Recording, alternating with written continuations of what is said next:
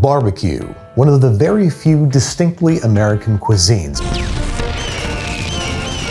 But did you know that it's all fancy now? That's right. In Texas alone, there are 4 Michelin-starred barbecue restaurants. And of those 4 stars, the one that was recommended to me the most was Leroy & Lewis in Austin, Texas. So I'm headed to the Lone Star State to see what all the fuss is about. I'm gonna meet up with a buddy, and we're gonna sample some of the best meat this country has to offer. Let's go. This episode is sponsored by Challenge Dairy, the new butter in my kitchen. Challenge, the butter with the elk on it, is the same family as Danish Creamery, but Challenge has innovated the way we use butter. They have these cubes in 4 tablespoon chunks, so you can throw it into your noodles, your pan sauce, your potatoes. Today I'm using butter in a few of these dishes to help add to the elevated feel of Michelin-Starred BBQ. For more info on Challenge and to find yourself some butter cubes, scan the QR code or head to the link in the description. Hey, what's up guys? It's Andrew, aka Babish, and I'm here with Brad, aka Chud. We're both monikers. We both have nom de plume.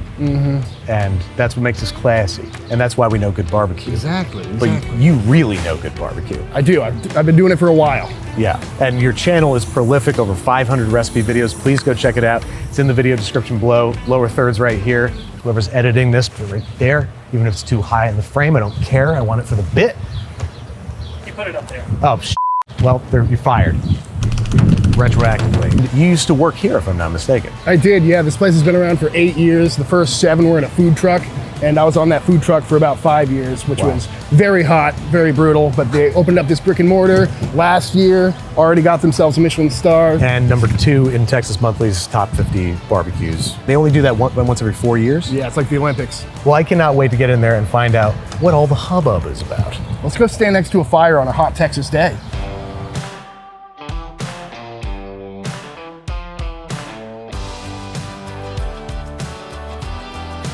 All right, guys, lunchtime. Wow. It smells so good. Brisket, that's that shoulder clawed muscle that we butcher out, that sinew breakdown in there. Frito pie, my favorite thing on the menu. Kale Caesar slaw.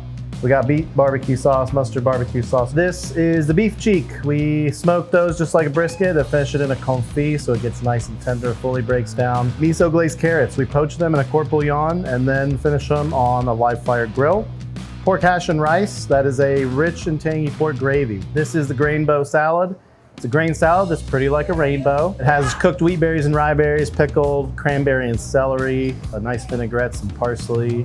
All right, where do you want to start? I think you should probably start out with the beef cheek. You know, that's my favorite bite here. It's so unique. I was definitely looking forward to this the most. So tender, man. Wants to fall apart. Cheers, man. Good barbecue. Oh, man. It's so rich. It's so meaty. I love beef cheek so much.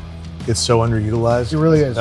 It's crazy how it's so tender that it wants to like just shred, but it still holds up under a slice. It's kind of like ribs in that way. Yeah, yeah. And that it has structural integrity until the second it doesn't. Even without sauce, it's so sticky and like. Oh, that collagen breaking down. It's meat jello. Meat jello. Nothing unappealing about that. Now, how about this guy? The old flat iron. Wow. The sinew almost has like a roast beef flavor. Yeah. You know? Yeah. Just like lunch meat in a nice way. It's similar flavor to the beef cheek or a brisket, but it's got such a steaky texture to it. Yeah. When they started making this, I was so surprised. Like, you haven't seen a new cut enter the barbecue world in years, you know what I mean? Yeah. And then the beef cheeks come out, it's like, all right, nailed it. And then the flat iron comes out. Like, you can't do it twice, but here it is. Everyone's cooking the same cuts on similar pits, so to find something that's a little more innovative, but still, you know, classic at its heart. The DNA of barbecue is very much alive here, first and foremost. Like that's it.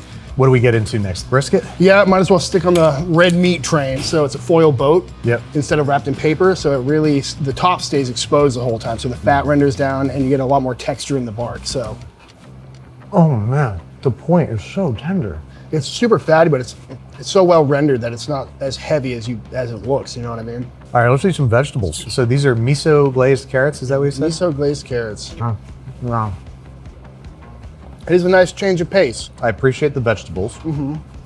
I guess they're not going for like a surrogate for barbecue. They're just making a tasty carrot. Yeah. Okay. It's a solid carrot, you know? Yeah. And it makes you feel a little bit better about eating a big tray full of meat. What next? Let's do some Frito pie. Frito pie. When I was working on the truck, I think this is what I ate the most of. Oh my God. Are you okay? No, that's why I had to leave. That is delicious.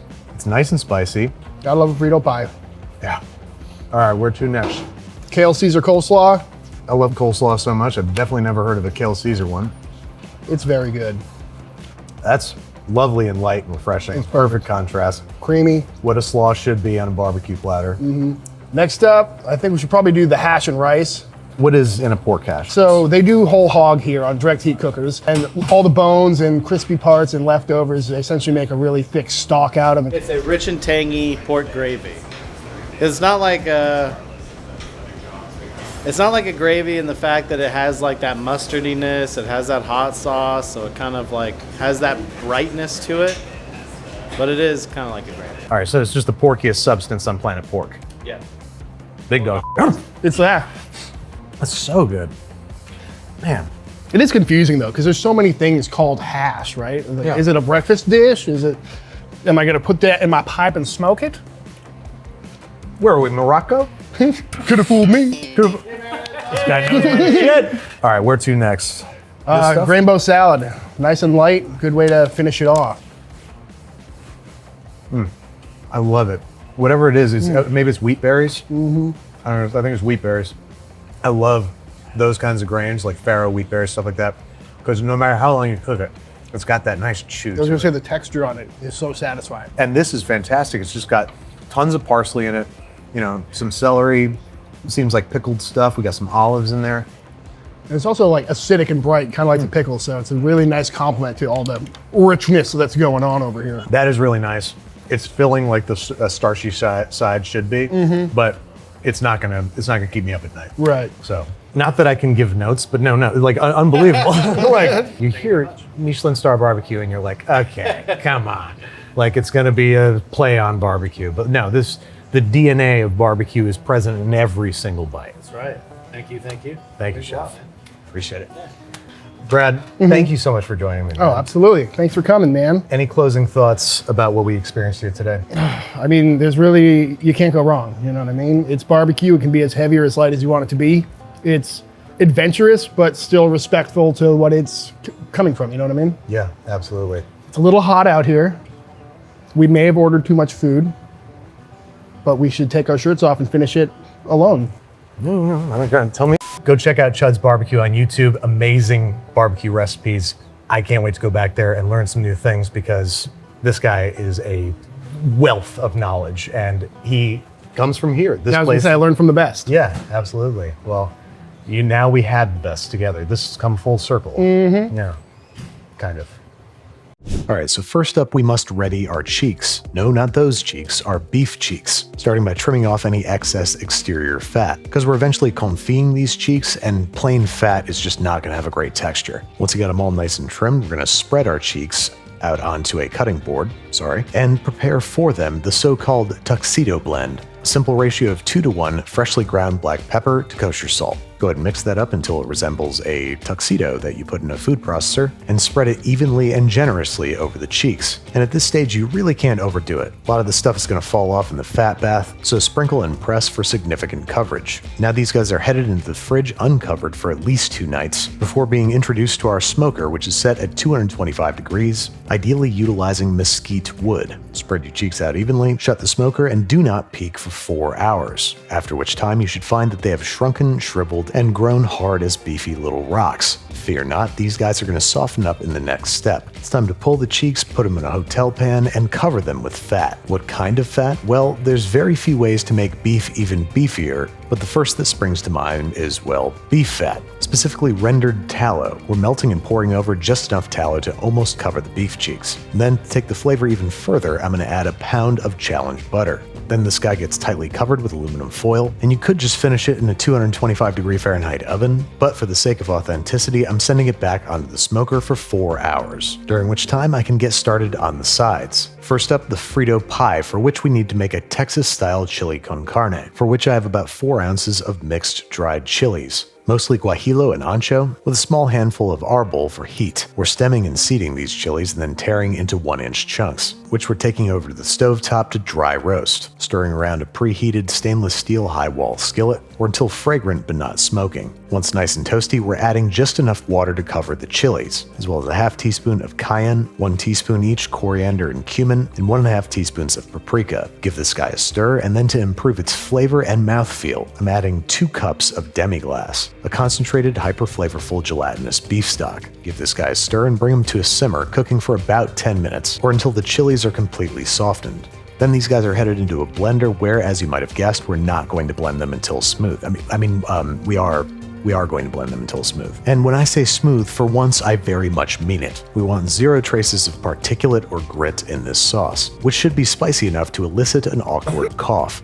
Now for the carne, without which this would just be chili con. I got a lovely 4-pound chuck roast, from which I'm going to trim excess fat and break down into little tiny bite-sized cubes. Be sure to hang on to this fat, which you can render down into tallow yourself. Now the meat, I'm just going to lightly season with a little bit of kosher salt, toss to combine, and then let it sit at least 4 hours in the fridge or 1 hour at room temperature. After which we're going to pat it dry and drop it into a preheated, well-oiled pan, where, in batches to prevent overcrowding, we're just going to brown it on one side. These cubes are too tiny to flip, and just one side of browning is going to create plenty of Maillard flavor. Once that's all nicely browned, we're going to re-lube the pan and saute 1 small chopped onion in the lovely fond, scraping it up off the bottom as the onion releases moisture. Then we're going to crush in 3 or 4 cloves of fresh garlic, sauteing for an additional 30 to 60 seconds or until nice and fragrant. Add a splash of water to deglaze any fond that hasn't yet released from the bottom of the pan. Add our beef back to the pot along with any accumulated juices, and add enough chili sauce just to cover the beef. Season with some freshly ground black pepper, and start with just a pinch of salt because we want to finalize our seasoning once the chili is cooked down. Now normally I like to braise my chili in the oven, but since we have the smoker all hotted up, it only feels right to smoke this chili at 300 degrees Fahrenheit for 3 to 4 hours.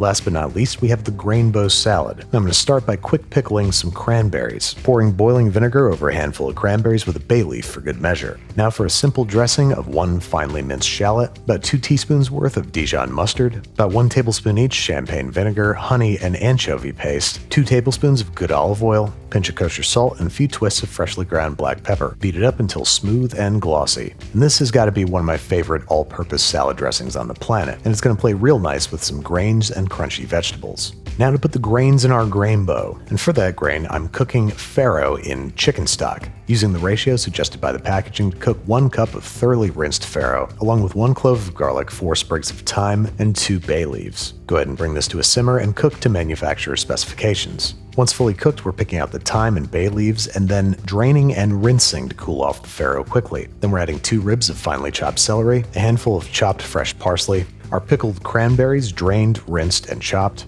and then all of our dressing, which, by the way, I doubled up. Toss to combine, taste for seasoning, cover in fridge until ready to serve, ideally overnight. Now, as for the barbecue sauce, Chuds was kind enough to send me his actual recipe. So in a small saucepan, we are combining 250 grams of ketchup, 150 grams of yellow mustard, 65 grams of Worcestershire sauce, 75 grams of brown sugar, 10 grams of freshly ground black pepper, 4 grams of garlic powder, 2 grams of onion powder, 4 grams of kosher salt, 1 gram of dry mustard, 1 gram of cayenne pepper, 1 gram ground cumin, 2 grams of paprika, and 3 grams of ancho chili powder.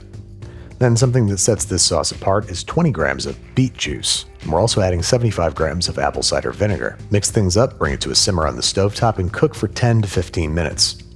Meanwhile, our cheeks are off the smoker and we've held them in a cooler for 2 hours, covered and wrapped in blankets. This resting period is critical. You want to do at least 2 hours and up to 6 or even 8, before slicing and marveling at its color, its texture, and most of all, its frankly obscene level of juiciness. Now all there is left to do is plate up. The Frito pie gets assembled by starting with a bed of Fritos, topping with our chili, smothering with finely grated cheddar cheese, and scattering with chopped onions. Sauce up the meat and serve.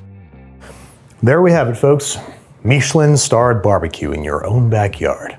This looks exactly the way I remember it in Texas. Our sauce is a little lighter in color, a little thicker, so probably could have made some adjustments there, but it tastes so good, I'm not trying to mess with it. The chili similarly looks like nice and meaty. We use bigger beef pieces than they use. They use a almost ground meat, like it's scraps from their carne asada. And the rainbow salad, it looks almost exactly the same. We couldn't use local rye berries and the wheat berries they were using, but we used farro, which is gonna be lovely. Let's start with Frito pie. Pretend I didn't do any of that.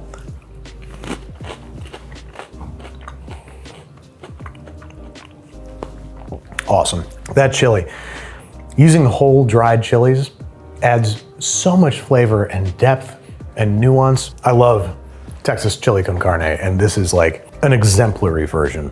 And I've never had it on Frito pie before. This is definitely reminiscent of theirs. Ours is definitely a lot spicier. Probably to put too many chiles de árbol in there or something, but ooh, I love how spicy it is. Have some rainbow. Absolutely perfect. This would make an incredible side for your next picnic, because just like any grain salad or pasta salad or potato salad, it ages very well in the fridge. You're getting the best result after like 2 days in the fridge. And this in place of mac salad or coleslaw, perfect barbecue side. Now for the main event, the cheeks. No knife required. It's precisely the correct texture. It is like holding together and toothsome, but damn near ready to explode. That's how juicy and tender it is. Oh. You can throw away everything else on this plate, honestly. Like I said, don't throw it away, don't waste food. But that's so insane. Evan Leroy is a mad genius, and as I understand, the cheeks were an accident. Their preferred meat provider was out of brisket one day, so they gave him cheeks, and he developed this unbelievable method that makes it so insanely deeply flavored, but also wildly tender. It's a revelation. Leroy and Lewis is the bleeding edge, and 100% the thing I'm gonna be making at every barbecue from this day forth till the day I meet the dirt. Joe Dirt, I hope to meet him one day. I love knowing that there's new things out there to discover and try in a medium that you think is done to death. That was something special. But I want something for dessert, and Leroy and Lewis does something particularly curious. That is, they make a brown butter chocolate chip cookie that's mesquite smoked with a big hunk of barbecue brisket on top. That sounds pretty wild to me. So I'm gonna try it out. Let's see how it tastes. All right, so to make these cookies, we're using our standard master cookie dough recipe, available on our website and in the Basics with Babish cookbook. Browning our challenge butter, pre-scooping our chocolate chip cookie dough, covering and letting age in the fridge for 3 days. And for the brisket, I had to order takeout, and it was very sad, very gray, very New York style takeout indeed. But I tried to pick off the best, crustiest bits, and then to sort of candy them when the cookies are baked, I tossed them with equal parts honey, blackstrap molasses, and maple syrup. Once our cookie dough has spent a few nights in the fridge, we're gonna place a dollop of this brisket on top of each cookie. And then rather than bake them like a chad, we're gonna smoke them like a chud, placing in a preheated 375-degree Fahrenheit smoker and baking just like you would in the oven. We're smoking these cookies for about 20 minutes or until they're set around the edges. Then as soon as they're firm enough to twist on the parchment, we're scooping them off and letting them cool on a wire rack. Brown butter, barbecue brisket, smoked cookies. Doesn't sound half bad. Do you know that actually works? The brisket, especially when you load it up with all the, the maple syrup and the honey and the molasses, it's almost like the way you put bacon on a chocolate chip cookie. It's a perfect stand-in. And not only did aging these cookies overnight in the fridge help prevent them from spreading too much, it also deepens their flavor. It reduces their moisture content. They brown up better. I don't know how you're supposed to store these because they have meat on them. I doubt they'll last that long anyway. Thank you for joining us on the barbecue episode.